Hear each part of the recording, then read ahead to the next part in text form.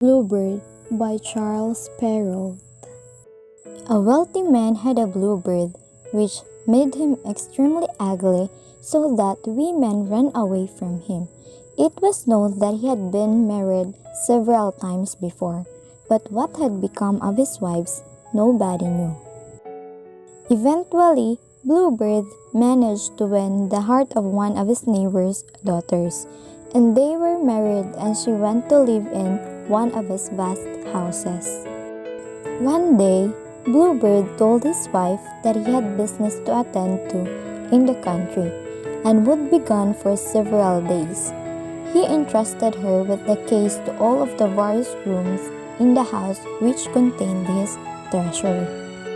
He told her that she was free to unlock any of the doors with the exception of one, the door to a secret closet in the house, which she was forbidden to look inside. She agreed to his wishes and waved him off. It didn't take long for the young wife's curiosity to get the better of her, and she risked a peek in the forbidden chamber. After all, Bluebird would never find out that she had disobeyed him. She took the key to the closet and unlocked it, and found that the floor was clotted with blood, and the bodies of dead women were kept in the chamber.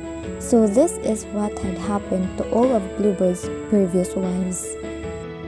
In her shock and fright, the young wife dropped the key on the floor, and having recovered it, she locked the door to the chamber and went to return the keys to its rightful place.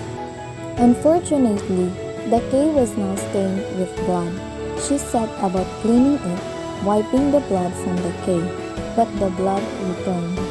Every time she cleaned the key, the blood remained. Bluebird returned that very evening and said that he had received letters on the road informing him that the business on which he was going had been settled to his advantage. His wife did all she could to persuade him that she was delighted at his speedy return. "How comes it," said he, "that the key of the closet is not with the others?" "I must have left it," she replied, "upstairs on my table. Fail not," said Bluebird, "to give it me presently." After several excuses, she was compelled to produce the key.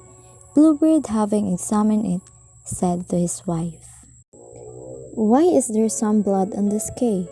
"I don't know," answered the poor wife, paler than death. "You don't know?" rejoined Bluebird. "I know well enough. You must needs enter the closet. Well, madam, you shall." "Come down quickly," roared Bluebird, "or I will come up there." "I come," answered his wife, and then exclaimed, "Anne, Sister Anne, dost thou not see anything coming?" "I see," said Sister Anne, "a great cloud of dust moving this way. Is it my brother?" "Alas, no, sister. I see a flock of sheep." "Well, do not come down," shouted Bluebird. "1 minute more," replied his wife, and then she cried.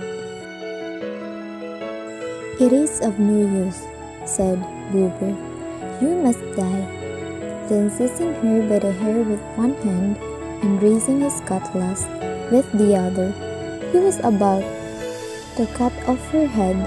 The poor wife turned towards him and, fixing upon her dying eyes, implored him to allow her one short moment to collect herself. "No, no," said he, "recommend thyself heartily to heaven," and lifting his arm.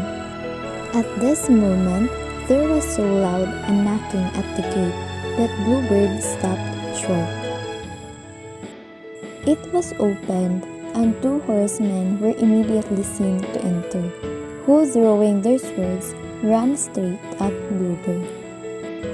They pursued him so closely that they overtook him before he could reach the step of his door, and passing their swords through his body, left him dead on the spot.